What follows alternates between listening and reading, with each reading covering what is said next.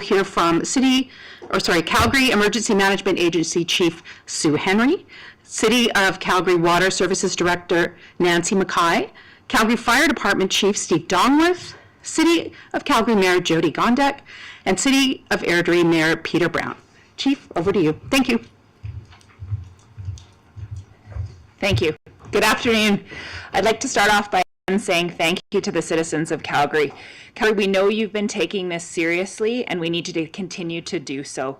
Based on the decreased water usage we saw this morning, after we talked about decreasing water, we can see that your actions have an impact on everything that happens in our system. It is wonderful to see Calgarians coming together to help us, and a special thank you to everyone that has pitched in and aimed for that extra 25% decrease. Although we have seen at various points throughout the day a decrease in that water usage, we can do more and we need to do more. We have received regular volume of calls about water quality and pressure in the city, and we know that in some cases your water might not be exactly what you're used to. You may have seen a change in this pressure, and this change can cause changes to your water.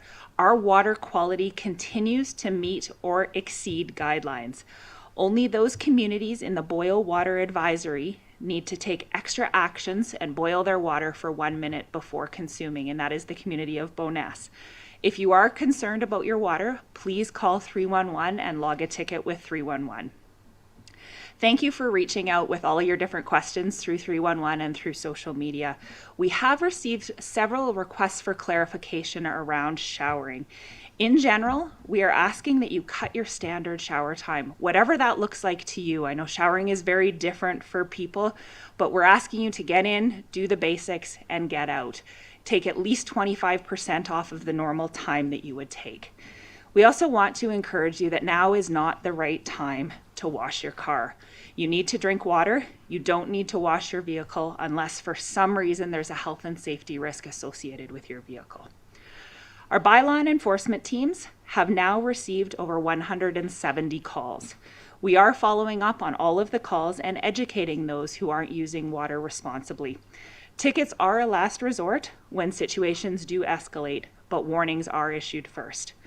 Most of Calgarians that we have visited have been very open to reducing their water usage when it is brought to their attention, and we've gained a lot of compliance through this education first approach.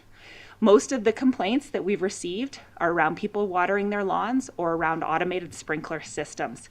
If you have an automated sprinkler system, disable it or consider shutting it off at the tap.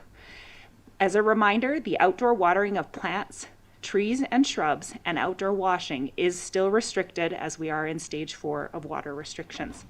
The fire ban continues to be in effect, and Chief Dongworth will speak to that shortly. You can expect to see enforcement of the fire ban and the water restrictions over the weekend. We have continually evaluated the risk, and there are a number of community events that were planned. Particularly, there's a lot of interest in the Stampeders opener game this evening. Things like this do not have a large draw on our water supply, and we understand the Stampeders game will go ahead as planned. If you are visiting Calgary over the weekend, we need you to help us save water for the next few days, and we thank you for your contributions while you are here. Please remember that Highway 1 is still impacted, so the road is still closed at 16th Avenue and Home Road, and that closure is in effect for the foreseeable future while the crews are working on the ground. To wrap up, I'd like to again encourage you to save water, be a part of the solution for this, use 25% less water than you used yesterday, and I will now pass over to Director Mackay. Good afternoon, everyone. I'd like to let you know that our crews continue to work around the clock. We've uncovered both sides of the pipe and exposed where there's been some damage. We can now pump out that remaining water, expose the rest of the pipe so we can finalize our repair plans. This is good news, but I want to tell you it's still going to take days in order for us to make that repair and get that back into service. There's still a need for conservation, as Sue spoke to. We're continuing to see demand exceed supply. What does that mean? We're able to produce, and it's a funny number to relate to, but if you think about 520 20 million liters of water. That's what we're able to produce. It's coming largely from one of our plants for the entire city. It's impacting all of us. Our demand today averaged 610 million liters, which means we're continually drawing down the amount of water that we made up last night. Storage throughout the city is being depleted. That reserve of water supply is throughout the city. We have what we call reservoirs, not like the reservoir at Glenmore that we know, but they're underground storage containers of treated drinking water that are throughout the city that we are supplying homes and businesses with water. We're monitoring those levels very closely all throughout the city. So again, we really need Calgarians to take this seriously, do all they can to reduce water. Please remember that all outdoor use is temporarily banned. And if you have questions about what you can do or cannot do, please visit calgary.ca. I've been asked this morning we talked about what will happen if it goes forward with demand exceeding what we're able to produce drinking water for Calgarians. We're not going to run out tomorrow, but I can tell you we will run out in the days to come. And again, there's many variables that we are monitoring and evaluating. What are those things? How much water can our Glenmore treatment plant produce? Very carefully monitoring that, how much everyone's able to save. And we're also moving water in new ways around the city to make sure that those large containers or reservoirs that hold that treated water that we have throughout the city are topped up for our essential needs. So again, thank you everyone for doing what you can, and I'll turn it over to the fire chief. Thanks, Dongsworth.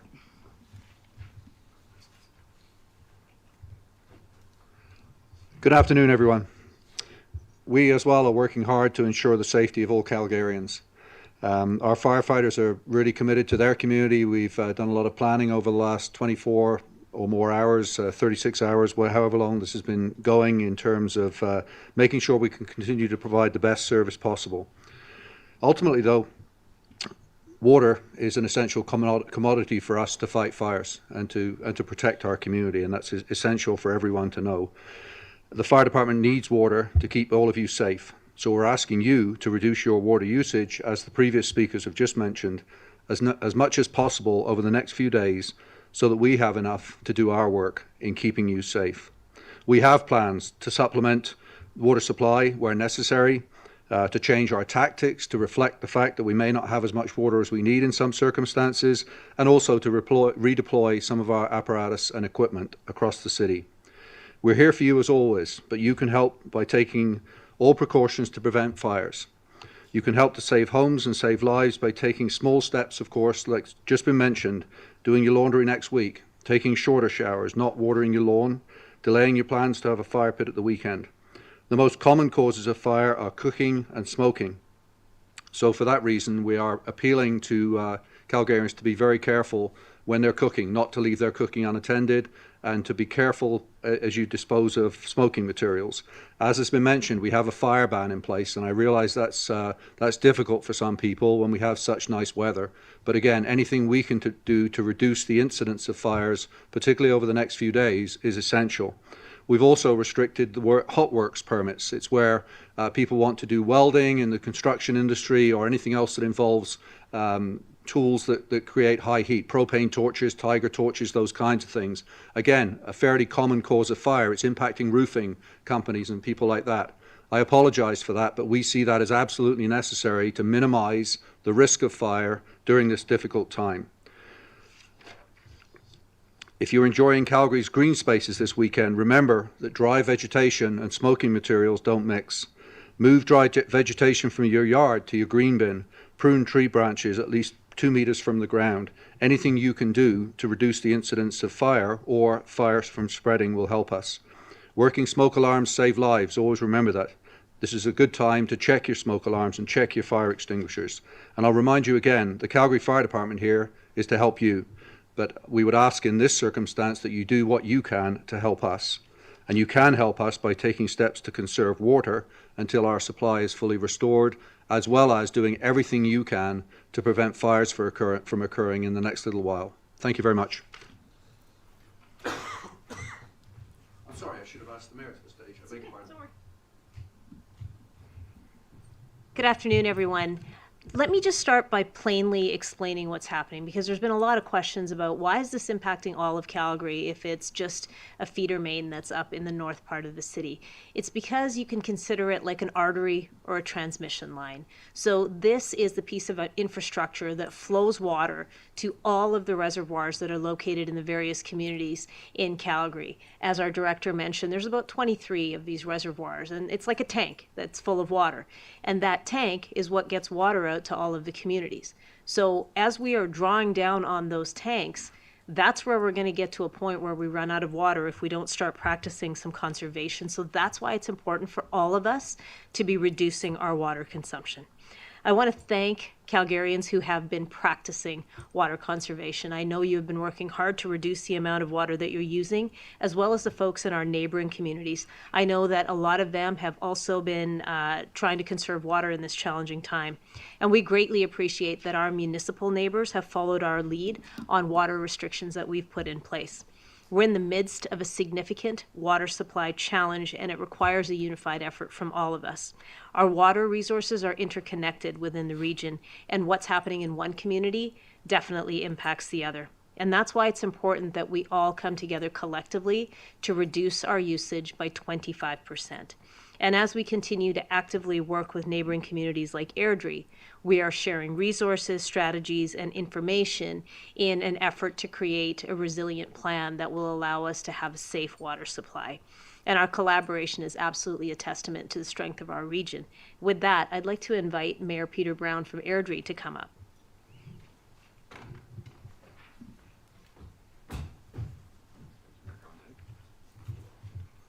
Thank you, Mayor Gondag. I want to begin, first of all, by thanking the amazing professionals that work at the City of Calgary who've been on top of this situation from the moment it's occurred, and can't thank the crews for working 24/7 to address the issues that are before us right now. I also want to echo, I just want to say ditto what your comments, Mayor Gondag, but I'm going to repeat some of what you said.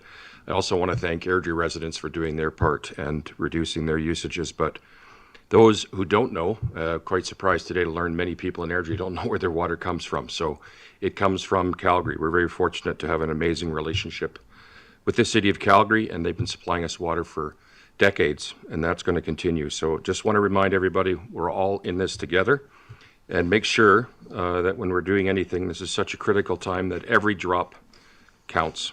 The City of Airdrie's followed all the same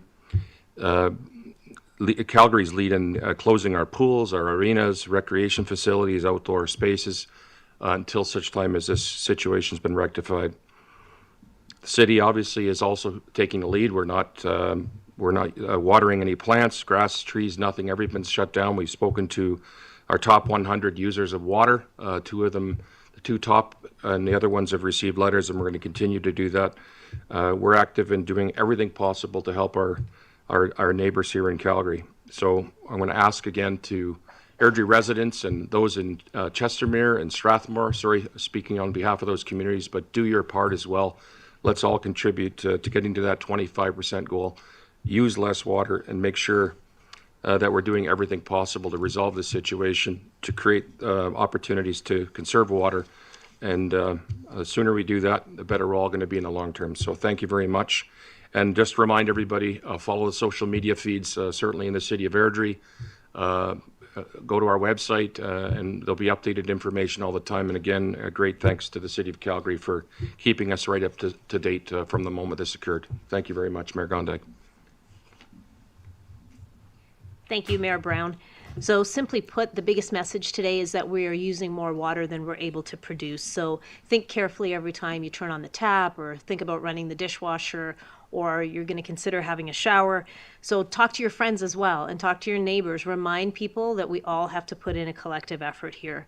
And to close, I want to say a really big thank you to the dedicated professionals who are responding around the clock, literally working 24/7 to make sure that the crews that are working on repairing the break are active all day and all night, and the crews that are working here within the Emergency Operations Center to provide information and feedback and analysis to everyone who needs that kind of information. I think it's fairly safe to say we often take our water for granted, and it's moments like this that remind us that we need to be a bit more considerate about what we're using, as well as the concerted efforts behind the scenes that we sometimes don't see.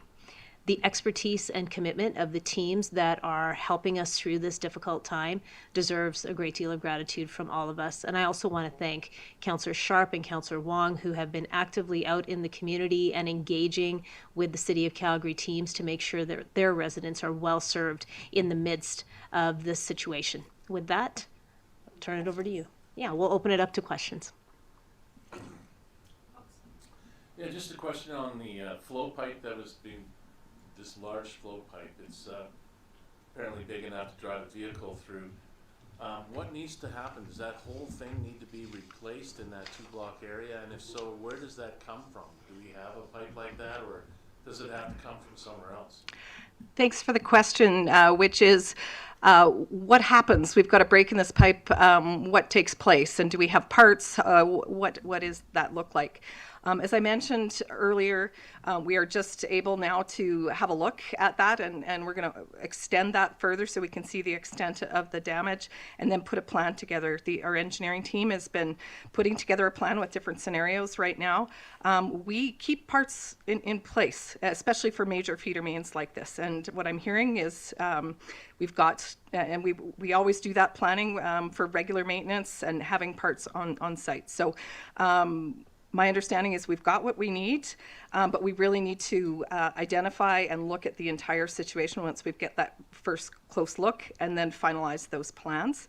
We're going to be careful bringing this back on. This is a really big, important line. It's the biggest line from our biggest treatment plant, and that biggest treatment plant serves 60% of the city typically, and this is the major line. We're not just going to turn a switch on this.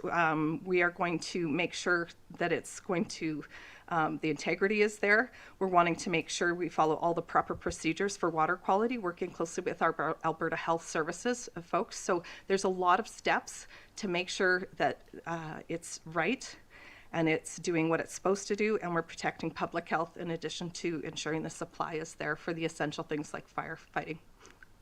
Thanks. That repair plan, is it a question of just like how many meters of length of pipe need to be replaced? Do you have to open up the ground that same kind of measure to take out what you've got down there now and put the replacement in? Is that what you're talking about? So you've just asked a lot of detailed questions about that repair plan, and I don't have that detail. I know I've got amazing folks down there who are confirming all the steps that they need to take. We brought in more equipment to excavate. And part of that is where we put that equipment, how we're bringing it in. So there's a lot of details, and you've asked a number of detailed questions that I know we've got teams that are working on that right as we speak. So I'm sorry I don't have that detail, and frankly, they're still working on it. And when you say that we're using more water than we have, if we continue at this rate, how many days supply do we have before that becomes an even bigger issue? So the question is, if we are using water more than we were able to supply, that's treat that water and put it in the system, how many days do we have left? And again, the answer to that is complicated because it depends on how much we're all saving in that supply and demand. We're doing that analysis right now. I was hoping to have a bit more definitive for you here today, but I can tell you it's going to change each day, and it's going to change for different parts of the city because we are changing how we're moving water each and every day in the city. So it's complicated. Keep them working on it, and I understand it. Days, a week, somewhere in that order. Based on right today with what I have, I'd like to get you more detail, but again, we're monitoring a number of things that are continually changing. When you talk about moving water around the city differently, what does that picture look like? Is that how this system is used? Is it actually like, I don't know, having convoys of trucks moving water to our reservoirs? How does that work? Thanks for the question. What does it mean moving water differently throughout the city? Are we moving trucks around with water? And that is not, thank you for the question, it's not what we're doing. A lot of the water system, it happens underground, so we don't think about it all the time. So our two sources are the Bowater and the Elbow Bow and Elbow rivers, and that's where we have two treatment plants. But in the North Bear Spa, where this big pipe was attached to. It serves 60% of the city. Glenmore is the other off the Glenmore Reservoir that we're familiar with. So we treat that water to an incredibly high standard, and it goes into our distribution system. What does that mean? It's a network of pipes and pumps and stations that move that water throughout the city. They're big, small, throughout the city, lots of redundancy, meaning number of pipes coming into a community. So when there is a break, which breaks are a natural thing that happens, we can move water differently into a community to keep fire flows and keep people in water. What's happening this time is we're moving water in a very different way, because that biggest artery, this feeder main that broke, is the biggest one from north to the south of the city from that big plant. So we are moving water from Glenmore in the south very differently through our pipes that might not even have had water moving in that direction. Again, this is all happening underground and people don't necessarily see it. Where does that water go? It goes to what we call reservoirs. What's that? It's a big container of treated drinking water that might be under a soccer field in a community that delivers water to a geographical area about the same elevation, so that we can provide the right water pressure in those pipes in your community. So we have 23 of these drinking water treated reservoirs underground in the different communities. We're monitoring those levels for each of the geographic areas. I hope that helps a little bit explaining. It's not trucks, it's pumps and pipes, and a whole lot of folks monitoring water quality on a daily basis. We do sampling at our plants, and in those pipes and in those 23 reservoirs that hold that treated drinking water that we pump from every day. And we've got lots of sensors through the whole city. So we're really watching where it's going and what the quality of it is. Nancy, are there areas where people are actually losing their water? Is it a pressure thing? Is it something that's sort of incidental where it passes quickly? We've heard about some areas of the city today not having water. I don't know if that's like 10 minutes. Can you elaborate on that? Thank you for that. The question is, are there some areas of the city that have no pressure or actually even no water? When the break first happened, there were parts of Bowness in particular that did not have water. Yesterday, we were able to, or this morning, confirm some new direction and pumping to bring more water into Bowness. So as far as I know, folks should have some water everywhere in the city at the moment. What is going to be different is the pressure that people experience when they turn on that tap. It may not be what you're used to, and that can happen everywhere in the city. This is impacting all of us because we're moving water differently and there's not as much of it for us. So it's, and then because we're moving things differently in the system, the water, it may kick up some things that have been there. They're safe in the water, and it might look a little different just because we're moving water differently in those pipes in a way that they haven't moved before. Our water, as Sue Henry did explain, Chief Henry, that it is excellent quality. We test that, and we far exceed what we're required for water quality in the city. So I just want to reassure folks, with the exception of Bowness, where we do have a precautionary boil water advisory because of the disruption to that line. It was depressurized, so it's out of abundance of caution that we have that boil water there. What will that mean when we bring that back on?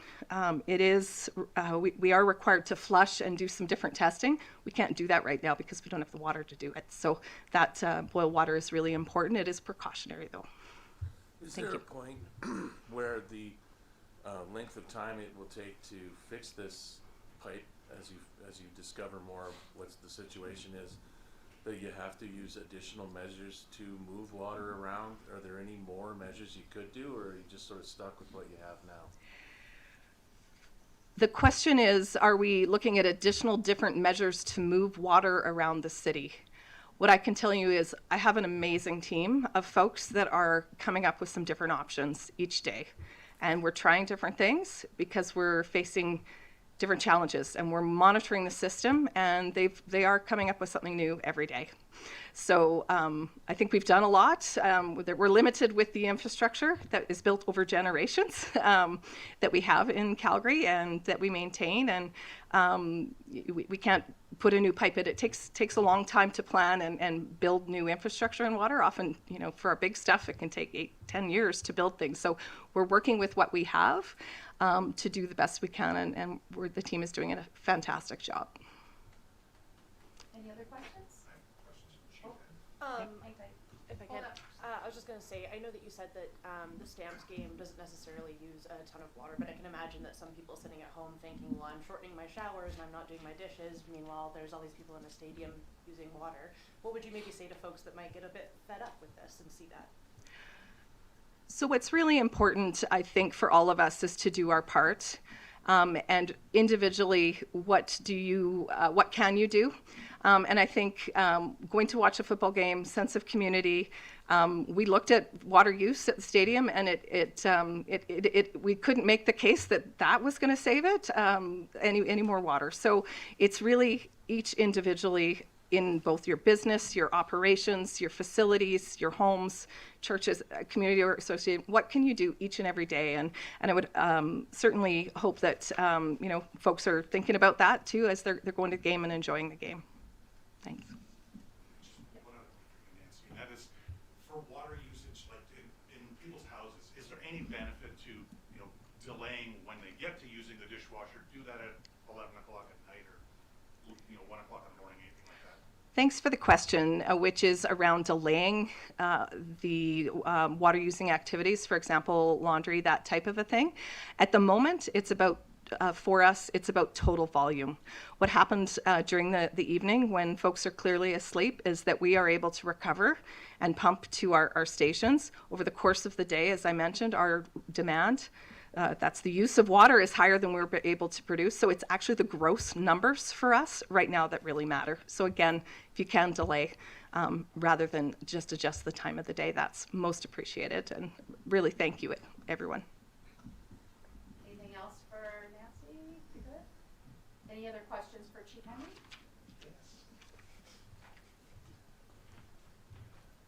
Chief, can you talk a bit more about what the enforcement piece looks like over the weekend? I know the city generally goes with education piece, but in this situation, what is enforcement? What's the threshold? Absolutely. So we have put extra crews on for the weekend to help us with any anticipated call volume that we would get. We generally go with education first, with the education designed to gain compliance from the citizens. That said, if we do have to issue warnings and we do have to issue tickets, we will do that. This is incredibly important for the citizens. It's incredibly important for all of Calgary. We haven't reached that point yet. The citizens that we've talked to have been, for the most part, incredibly compliant. We have, as of this morning, issued 4 warnings, and we will be ready to proceed if those circumstances continue.